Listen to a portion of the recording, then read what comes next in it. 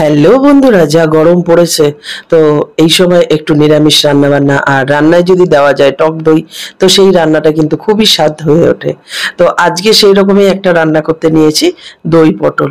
তো দই পটল যারা জানো, তো তারা তো রান্না করে খাও, কে কিরকম ভাবে খাও আমি জানি না।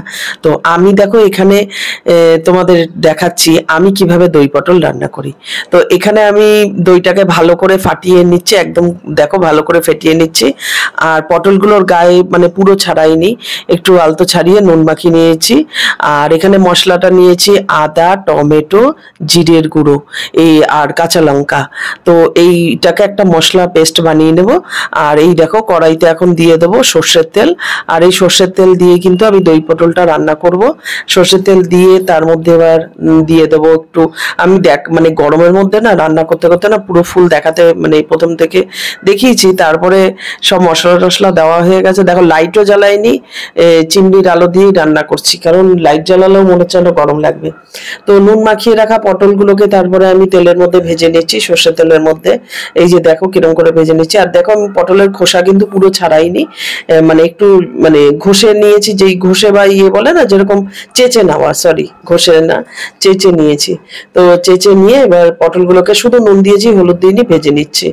আর কড়াইতে তারপরে সর্ষের তেল দিয়ে তার মধ্যে দিয়ে দিয়েছিলাম গোটা গরম মশলা, দারচিনি, এলাচ, লবঙ্গ। তারপরে যেই মশলাটা তোমাদের দেখালাম, টমেটো, আদা, কাঁচা লঙ্কা, জিরের গুঁড়ো সব একসাথে পেস্ট করে নিয়েছি, সেই মশলাটা তারপরে দিয়ে দিলাম। দিয়ে তার মধ্যে নুন, হলুদ আর মিষ্টি দেখো দিয়ে দিলাম। নুন, হলুদ, মিষ্টি সব দিতে আছি, আসলে আমি দেখাতে পারছিলাম না, ভুলে গেছিলাম। তারপরে মনে পড়লো আরে আমি তো শুট করছি, এরকম করে যা গরম না, মানে রান্নায় ভিডিও করছি যে এটাও মনে থাকছে না। তো যাই হোক, মশলাটা দেখে নিয়েছো তোমরা কি কি দিয়েছি। তারপর মশলাটা দেখো ভালো করে কষিয়ে নিয়ে তেল যখন ছেড়ে এসছে, তারপরে এর মধ্যে দিয়ে দেবো দইটা। এই যে দেখো মশলাটাকে ভালো করে নেড়ে চেড়ে নিচ্ছি। দই পটল খেতে কিন্তু খুবই ভালো লাগে, রুটি পরোটা হোক বা ভাতের সাথে, সাদা সাদা ভাতের সাথে খেয়ে মানে খাওয়াটাই বেশি স্বাদ লাগে। প্লেন পটল আবার অনেকে পছন্দ করে না, কিন্তু এরকম করে রান্না করে খেলে কিন্তু ভালোই লাগে। তো যেহেতু দই পটল, তাই জন্য একটু দইয়ের পরিমাণটা একটু বেশি দিয়েছি, তোমরা দেখতে পাচ্ছ। তো দইটা দেওয়াতে একদম কালারটা চেঞ্জ হয়ে গেল, যেটা একদম লাল লাল ছিল আগে কালারটা, তো একটু মানে কিরকম সাদা সাদা হয়ে গেল, তোমরা হয়তো দেখেই ভাবছো।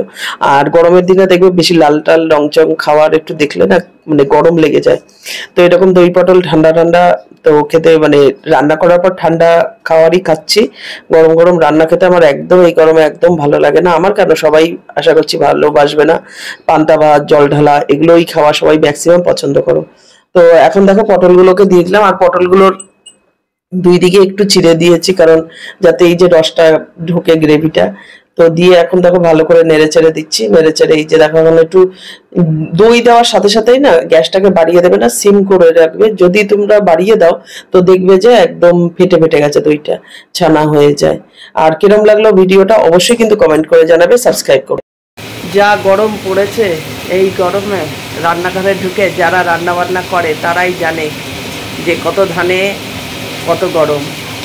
মাথা না দিয়ে গা মুছছি, প্রচণ্ড গরম, প্রচণ্ড।